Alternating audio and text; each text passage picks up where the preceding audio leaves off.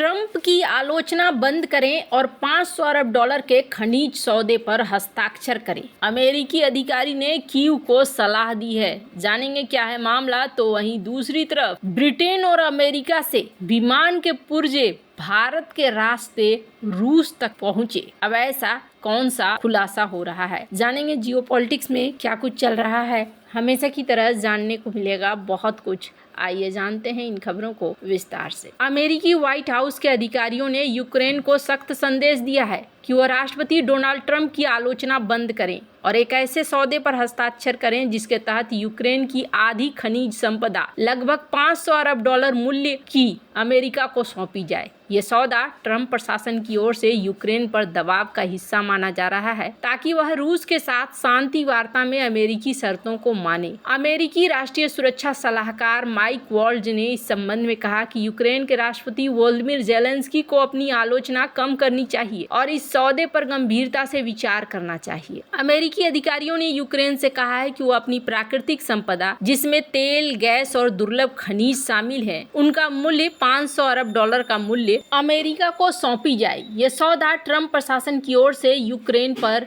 दबाव का हिस्सा माना जा रहा है और ये सौदा पिछले युद्ध सहायता के बदले के रूप में देखा जा रहा है। माइक वॉल्ज ने फॉक्स न्यूज से बातचीत में कहा कि यूक्रेन को ट्रंप के शांति वार्ता दृष्टिकोण का विरोध नहीं करना चाहिए क्योंकि अमेरिका ने यूक्रेन के लिए बहुत कुछ किया है। उन्होंने ये भी खारिज किया कि अमेरिका ने यूक्रेन और यूरोपीय सहयोगियों को रूस के साथ हाल के बातचीत से बाहर रखा, सामान्य सटल कूटनीति करार दिया है। वर्ल्ड ने बताया कि ट्रंप जेलेंस्की के रवैये से बेहद निराश है, खास करके तब जब जेलेंस्की ने इस सौदे को स्वीकार करने में हिचक दिखाई। ट्रंप ने पहले जेलेंस्की को तानाशाह तक कहा और यूक्रेन पर युद्ध शुरू करने का झूठा आरोप लगाया। यूक्रेन के राष्ट्रपति वोलोदिमीर ज़ेलेंस्की ने इस सौदे को सीधे खारिज नहीं किया, लेकिन संकेत दे दिया है कि ये तभी संभव है जब अमेरिका युद्ध के बाद सुरक्षा की गारंटी दे। उन्होंने कहा कि पिछले प्रशासन के तहत अमेरिका ने 69 अरब डॉलर की सहायता दी थी, तो ट्रंप प्रशासन के दावे 300 अरब से बहुत कम है। ट्रंप के विशेष दूत कीथ केलोग और ज़ेलेंस्की के कीव में मुलाकात के बाद एक प्रेस कॉन्फ्रेंस रद्द कर दी गई, जिसे अमेरिकी अनुरोध माना जा रहा है। बाद में ज़ेलेंस्की ने इसे अच्छी चर्चा बताया जिसमें युद्ध के हालात और सुरक्षा गारंटी पर बात हुई। यूक्रेन को डर है कि अगर वह इस सौदे को नहीं मानता है तो ट्रंप प्रशासन उसकी सहायता बंद कर सकता है। इस स्थिति की तुलना इतिहास में प्रथम विश्व युद्ध के बाद जर्मनी पर थोपे गए मुआवजे से की जा सकती है। 1919 में वर्साई की संधि के तहत विजयी देशों, मुख्य रूप से फ्रांस, ब्रिटेन और अमेरिका ने जर्मनी पर भारी युद्ध मुआवजा लगाया जिसकी राशि लगभग 132 बिलियन गोल्ड थी। वर्साई संधि में जर्मनी से उसकी आर्थिक संपदा और क्षेत्र छीन लिए गए, जैसे कोयला समृद्ध साइलेसिया क्षेत्र। ट्रंप का सौदा भी यूक्रेन की खनिज संपदा पर कब्जा करने की मांग करता है। दोनों मामलों में हारा हुआ कमजोर पक्ष पर भारी आर्थिक बोझ डाला गया जिसे वो आसानी से वहन नहीं कर सकता था। जर्मनी पर मुआवजा युद्ध के बाद थोपा गया था, जबकि यूक्रेन पर दबाव युद्ध के दौरान ही बनाया जा रहा है। वर्साई संधि में सुरक्षा गारंटी नहीं थी। यहाँ भी ज़ेलेंस्की ने शिकायत की कि अमेरिकी प्रस्ताव में ठोस सुरक्षा प्रतिबद्धता नहीं है।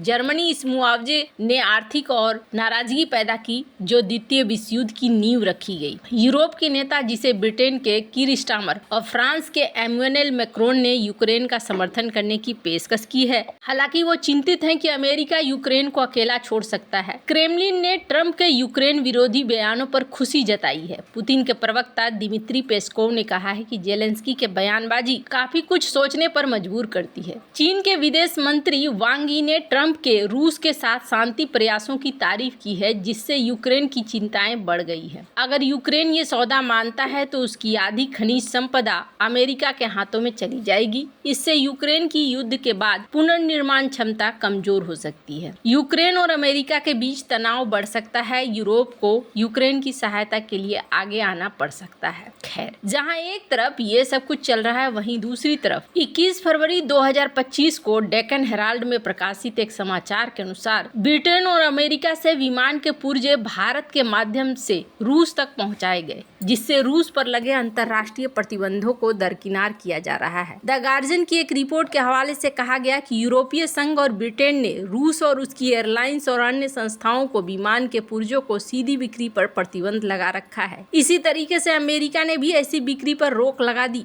हालांकि कस्टम डेटा से पता चला है कि ये पुर्जे भारत में मध्यस्थ कंपनियों के जरिए रूस तक पहुंच रहे हैं। ये खुलासा रूस यूक्रेन युद्ध के संदर्भ में पश्चिमी देशों द्वारा लगाए गए प्रतिबंधों के प्रभाव को दिखलाता है। रूस और यूक्रेन के बीच फरवरी 2022 में शुरू हुए युद्ध के बाद पश्चिमी देशों ने रूस को आर्थिक रूप से कमजोर करने के लिए कई प्रतिबंध लगाए। इनमें विमान के पुर्जों और संबंधित सेवाओं की आपूर्ति पर रोक भी शामिल है। यूरोपीय संघ, ब्रिटेन और अमेरिका ने रूस की एयरलाइंस जैसे एरोफ्लो के पुर्जों और रखरखाव सेवा देने से मना किया। कस्टम डेटा के अनुसार 100 से अधिक पश्चिमी कंपनियां, जिनमें बोइंग, एयरबस, ब्रिटेन की स्टेप एविएशन और एएसएल एरोस्पेस शामिल है, इन्होंने अपने विमान के पुर्जे भारत भेजे। ये पुर्जे बाद में भारतीय मध्यस्थों द्वारा रूस को निर्यात कर दिए गए। रिपोर्ट में दिल्ली की 2 कंपनियां arrow trust aviation, ascend aviation का जिक्र है। एरो ट्रस्ट ने जनवरी 2023 में रूस को लगभग $70 लाख, करीब 58 करोड़ के पुर्जे भेजे, जिनमें 80% पश्चिमी कंपनियों से आए थे। एसेंड ने भी बोइंग और एयरबस से पुर्जे खरीदे, उन्हें रूस की एरोफ्लो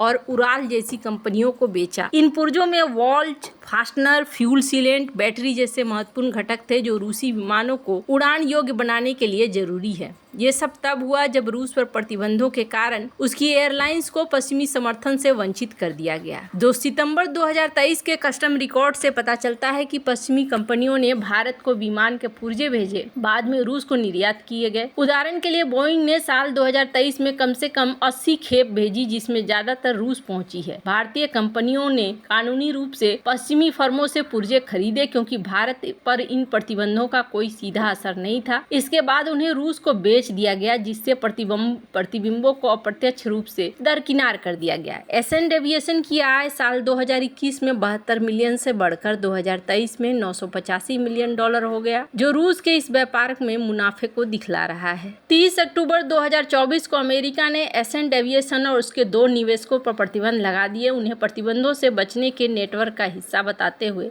अमेरिका ने कहा कि एसेंड ने $2 लाख से अधिक के संवेदनशील पुर्जे रूस को भेजे।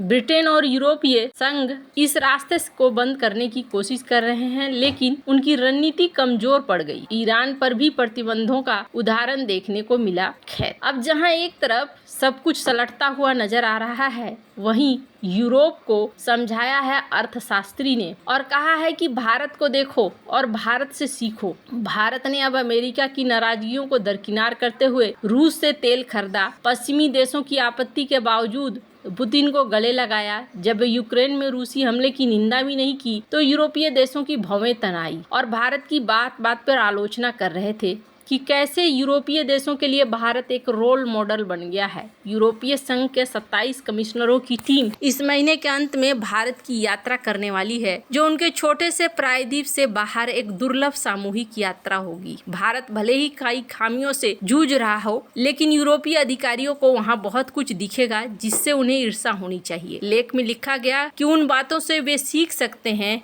एक समय यूरोपीय उपनिवेशवाद के अधीन में रहा भारत आज किस तरीके से एक रोल मॉडल बन रहा है। वैसे आपको क्या लगता है? इन सब मामले में आपकी क्या राय है? कमेंट कर जरूर बताएं। जल्द मिलते हैं अगले वीडियो में नई खबर के साथ।